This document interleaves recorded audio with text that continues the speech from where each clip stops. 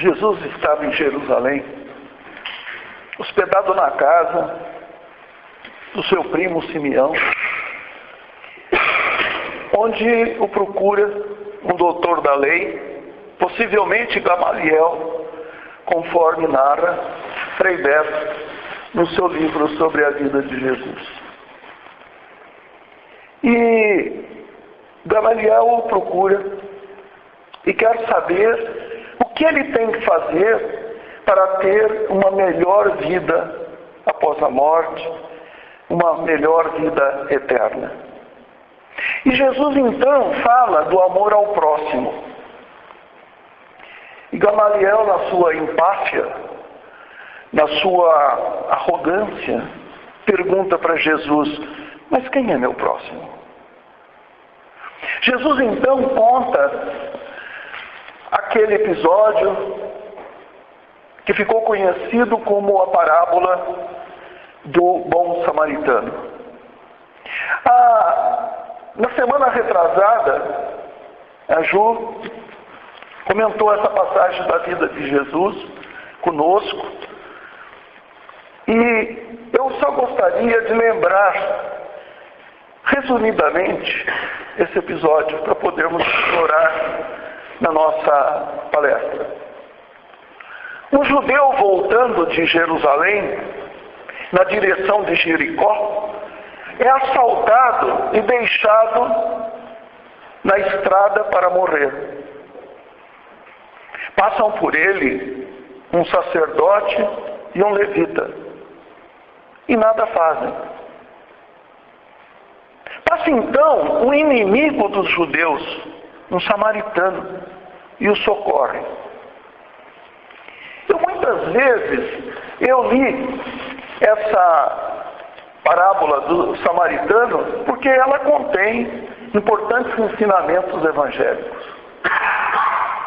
Nós que gostamos de explorar, digamos assim, mais profundamente os conhecimentos que estão nas parábolas, a gente busca e encontra, cada vez que lê, uma nuance, um aspecto diferente.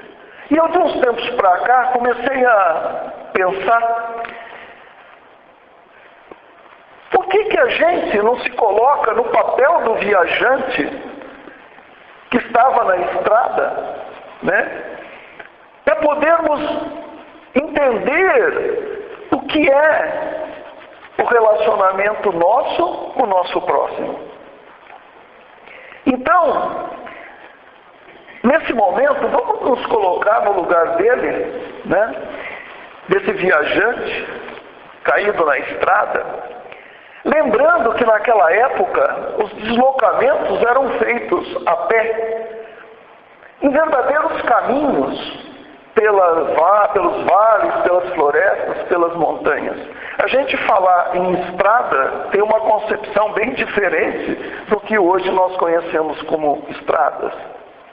No máximo circulavam por lá carros puxados a cavalo, cavaleiros. Então eram estradas bastante rudimentares. E nessa estrada que está caído o nosso irmão. E vamos nos colocar no lugar dele, vamos nos sentir caídos, sentindo dores, sozinho. Ali abandonado, nós vemos passar o inimigo do meu povo. E eu penso assim: agora eu vou morrer mesmo. Chegou meu fim. Mas o que acontece? Esse homem me levanta,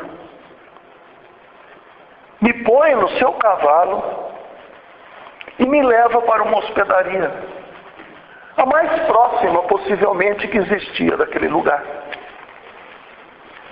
Lá ele lava e cuida dos meus ferimentos. E eu vejo ele ir embora. Mas antes ele paga a minha estadia e faz rigorosas recomendações para que eles cuidem de mim. E que Ele se dispõe a pagar aquilo que for necessário, desde que eles cuidem de mim. Para Ele, eu sou o próximo. Jesus manda que nós amemos o nosso próximo, não é verdade? O nosso companheiro de jornada, aquele que vive comigo e aquele que vive longe de mim, que eu encontro poucas vezes, não importa. Esse é o maior mandamento. E agora, eu sou esse irmão, eu sou esse próximo, que estou recebendo ajuda. Eu descubro que alguém me ama incondicionalmente. Ele não sabe meu nome, ele não sabe quantos anos eu tenho, ele não conhece a minha família, ele não sabe nada sobre mim. Ele faz alguma coisa por mim que demonstra um amor diferente de tudo aquilo que eu conheço. Ele não me ama como minha mãe me ama. Ele não me ama como minha mulher me ama. Ele não me ama como minha filha me ama. Também Ele não me ama como meus amigos me amam. E até alguns subordinados do trabalho me amam. Um amor diferente. Assim, eu já posso tirar daí um ensinamento, uma lição. O amor é uma definição genérica de muitos tipos de amor. Não é, na realidade, o amor uma coisa só. É como se fosse várias faces de um polígono. E os gregos tinham, por isso mesmo, palavras diferentes para 4 tipos de amor, para 4 estágios do amor. Recentemente, nós estávamos no 3º Congresso Internacional de Espiritismo em Brasília, quando foi homenageado Chico Xavier. Em uma das palestras, um companheiro nosso, Alberto Almeida, um médico, psicoterapeuta, e um maravilhoso expositor espírita, ele fala desses estágios conscienciais do amor. Vamos pegar um pouquinho essas lições. No primeiro estágio, o primeiro momento de amor é o amor do filho pela mãe quando ele é um bebê. É um amor onde ele é o centro do mundo. É um amor onde o nível de consciência o leva a considerar que tudo que existe é feito para atendê-lo. É um momento que a gente pode chamar de estorja. Um outro autor, C.L. Lewis, num livro que se chama Four Loves, 4 Amores, ele chama de afeto. E o nosso amigo Alberto Almeida chama esse momento de pornélia. É um amor captativo. Claro, recém-encarnado, o que pode esse espírito, no corpo de um bebê, sentir em relação à mãe que cuida dele, a não ser que ele é o centro de tudo? Ele até precisa se sentir assim. Em seguida, vem um segundo momento da nossa vida. Um segundo estágio, quando nós entramos na juventude, na adolescência. E passamos então ao nível consciencial do amor eros. Ainda aí, o ser se sente o centro do mundo. No amor eros é aquele sentir do jovem em relação ao mundo, onde o verbo que vale é o verbo receber. Eu quero tudo para mim. É um amor paixão, é um amor egoísta. Quando estou nesse nível consciencial, eu quero ser atendido primeiro. Eu sou o mais importante. E um terceiro estágio, depois desse, o nível de consciência mais alto, nós podemos então dizer que é um momento da idade adulta. É aquele sentir já na idade adulta. E Almeida chama de o amor filho, do grego filia, onde o verbo que comanda é o partilhar. Eu já começo a partilhar a minha vida. Eu alegro-me em dividir muitas coisas, principalmente com meus amigos, com meus filhos. É o amor, amizade, o amor de troca. É o amor dos casamentos entre espíritos e irmãos ou complementares, que não desejam usufruir a vida sozinho. Eles querem uma companhia para usufruir a vida. A companhia passa a ser muito importante. Ele faz concessões. Concessões faz parte deste amor. Finalmente, num estágio um pouco mais elevado, que nós podemos dizer que numa idade madura, nós podemos alcançar, vem o amor ágape. O amor ágape é aquele onde o verbo que comanda é o verbo servir. Onde eu fico feliz em poder dar, servir, colaborar. Nesse estágio é que nós podemos realmente compreender o amor ao próximo. É o nível de consciência da sabedoria, da introspecção, universal, crística. É um momento onde realmente nós vamos chegar. Talvez tenhamos que passar muitas vidas aqui na Terra. Repetir a nossa vida mais uma vez, mais outra, mais outra, mais outra. Mas nós vamos evoluir, nós vamos progredir. Nós, na realidade, nós somos um mosaico. Nós não somos um só, nós não estamos num só tipo de consciência em relação ao amor. Nós, muitas vezes, nos confundimos, depende da situação.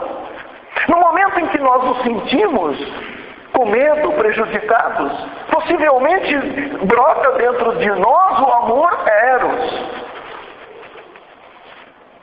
E quando eu estou tranquilo, feliz, eu posso partilhar. E o filho é o nível de consciência em que eu estou. Nós poderíamos fazer aqui um exercício muito interessante de analisar os vários tipos de relacionamento entre as pessoas, né? Onde o namorado, a namorada está no eros, enquanto o outro está no filho, ou marido e mulher, né? Onde um deles está no nível de partilhar, de conceder, mas o outro está em eros, é egoísta, sequer reconhece isso, acha que tudo é para ele. E não é esse o objetivo. Nós vamos voltar ao próximo, que é o nosso objetivo da palestra. Mas é um assunto interessante para pensar. Caído ali no chão, o meu sentimento, o sentimento nosso, se estivéssemos ali, né? Aquela situação de ter sido assaltado, de ter sido agredido. Naquele desespero, o que eu buscava? Eu buscava apenas continuar vivo. O meu nível de consciência naquele momento era uma Cornélia. Numa brincadeira, o que eu queria? Eu só queria minha mãe. É verdade. Naquela situação que eu estava. Logo em seguida, depois de socorrido, eu passo por um momento de eros. Eu ainda quero que me ajudem. Mas eu já percebo que existe um mundo à minha volta. Que eu preciso de ajuda. Mas eu preciso que me ajude.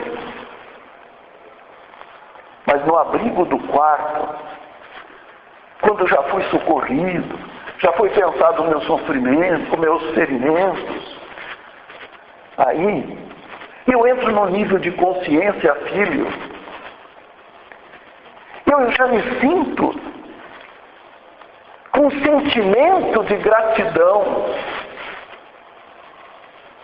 Talvez tão forte esse sentimento de gratidão que eu já tenho até uns vislumbres, né? Uns lampejos de ágape. Mas, gente, na realidade, quem estava nesse estágio de amor tão elevado era o samaritano que me socorreu. Ele não me conhecia, não sabia quem era, só me viu sofrendo. Ele não se preocupou se eu estava fingindo e iria matá-lo quando ele se aproximasse, que é o medo que a maioria tem de socorrer alguém na rua. Paulo, na carta que ele escreveu aos Coríntios, ele fala desse amor ágape. E Paulo diz, o amor é muito paciente e bondoso. Nunca é invejoso ou ciumento. Nunca é presunçoso, nem orgulhoso. Nunca é arrogante, nem egoísta, nem tampouco rude. O amor não exige que se faça o que ele quer. Não é irritadiço, nem melindroso. O amor não guarda rancor. E dificilmente notará o mal que os outros lhe fazem. Esse amor que Paulo descreveu, sem dúvida nenhuma, era o nível mais alto de amor. E é esse amor que eles buscavam, que eles entendiam, que eles nos mostram onde chegar. E mais uma vez, eu gostaria de eu queria me lembrar da palestra do Almeida, quando ele conta, né, e ele lembra, quando Jesus, já desencarnado na cruz, aparece para os apóstolos que estavam na praia para pescar. E Jesus aparece para eles e, num determinado momento, pergunta para Pedro se Pedro o ama. Por 3 vezes Jesus pergunta para o Pedro se o Pedro o ama. Agora que nós estudamos as fases do amor, os níveis de amor, nós podemos entender melhor isso. Podemos explicar melhor, imaginando que Jesus interpretava o que Pedro estava pensando quando respondia. Quando a primeira vez Jesus pergunta se Pedro ama, Pedro responde que o ama. Possivelmente Pedro pensava assim, como não amá-lo? Se tanto ele fez por mim, claro que eu amo. Mas Jesus não fica satisfeito e pergunta novamente para Pedro, Pedro, tu me amas? E Pedro mais uma vez responde, que ama. Mas possivelmente Pedro estava pensando assim, como não amá-lo? Se tanto ele fez e ainda podemos fazer juntos, poderemos fazer muito pelos necessitados, pelos doentes. Quanto ainda podemos fazer? Jesus percebe em Pedro, primeiro, o nível de amor eros e depois o nível fíleo. Nessas respostas de Pedro, essas respostas de Pedro não satisfazem Jesus. E Jesus ainda pergunta uma terceira vez: Pedro, tu me amas? E Pedro, pela terceira vez, já um pouco irritado, diz: Senhor, claro, eu te amo. Possivelmente, Pedro, nessa hora, pensava assim: eu daria a minha vida por ele. Eu daria a minha vida para passar o resto do tempo para curar, para divulgar os ensinamentos, ser exemplo de conduta como ele foi. Eu não quero mais saber de nada, eu só quero fazer isso. Jesus agora se satisfaz, porque percebe em Pedro o amor ágape. E que Jesus fala para Pedro: segue-me. Para seguir Jesus, gente, nós temos que, na pele do outro, ou na nossa pele, né, de nós mesmos, nós temos que amar. Amar no mais alto sentido de consciência. O amor ágape. E não é fácil, não é impossível. Eu vou tentar, vou procurar alcançar esse nível. Difícil? Claro que é difícil. Mas se eu não for em busca disso, que sentido tem a minha vida nessa encarnação? Eu estou aqui para quê?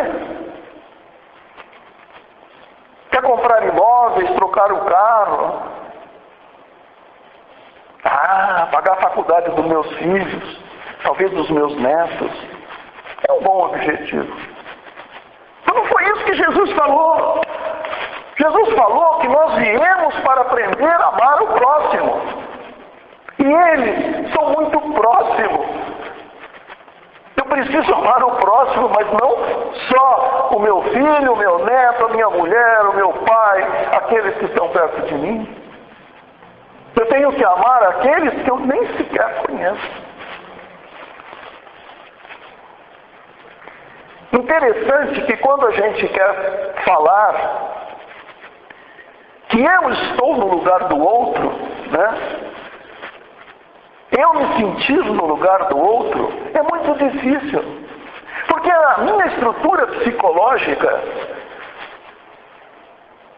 que eu tenho neste momento, nessa encarnação, ela é o desenvolvimento de muita coisa. Muita água que correu sob a ponte. Eu então, toda vez que eu me vejo no lugar do outro para entender, eu na realidade me preocupo em saber o que eu estou pensando. O que o outro está pensando de mim. É uma dificuldade isso. Mas a gente tem um jeito. E eu tenho que ver o outro diante de mim como se fosse em um espelho. Quando eu olho para o Luiz, eu sou você, sou eu no espelho. Nesse momento eu sou o outro. É difícil entender isso. Uma segunda-feira, depois de um dia de trabalho, vem o Edgar filosofar, um negócio tão complicado. Mas, gente, é isso que nós temos que aprender. É ver no outro o eu, no espelho. O outro e eu somos a mesma coisa. No nível consciencial de amor, de amor filho, eu não vou entender isso. Mas quando eu conseguir perceber, eu chegar num amor ágape, eu vou perceber isso. Não importa. Não importa mais o outro, porque o outro sou eu no espelho. Não importa mais o que o outro pensa de mim, porque sou eu no espelho, nem o que eu penso dele, porque eu sou ele no espelho. Percebem? É isso que nós temos que ver o outro. Nós somos os mesmos. Jesus, ao terminar a parábola, referindo-se ao sacerdote, ao levita e ao samaritano, ele perguntou ao doutor da lei, possivelmente dizendo assim: Gamaliel, qual desses três parece ter sido próximo do homem? E o doutor da lei respondeu sem titubear: aquele que usou da misericórdia para com ele. A resposta estava certa. Jesus diz que para aquele caído no chão, o eu, Edgar, caído no chão, o meu próximo é aquele que me socorreu. Como eu sou para ele, o próximo dele. E quando eu me vejo assim, eu consigo entender o ensinamento puro de Jesus, que é que eu tenho que fazer pelo outro aquilo que eu quero que o outro faça por mim. Não foi invenção de Jesus isso. Há 6.000 anos antes de Jesus já existia esse tipo de ensinamento. Eu não posso, de forma alguma, perceber o mundo à minha volta se eu não conseguir colocar na minha cabeça esse conceito de amor ao próximo.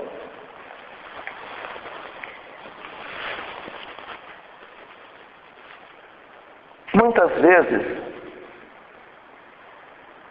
quando nós estamos caídos e somos socorridos, como nós fomos nesse momento pelo samaritano, nós temos uma coisa a aprender: que nós estamos aqui para socorrer os caídos, os sofredores, as pessoas em dificuldade.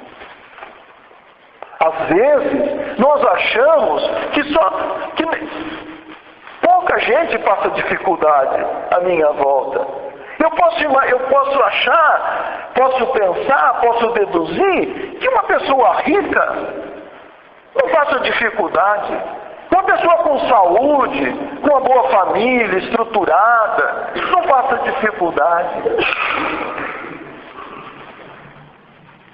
E, portanto, não precisa do meu amor. Mas o meu amor, quando ele atinge o nível ágape, eu amo todos. Aqueles que aparentemente estão melhores do que eu, seja em que área for, na área financeira, na área de família, na área de sentimentos, como também aqueles que não estão nesse nível. Eu amo a todos. Então,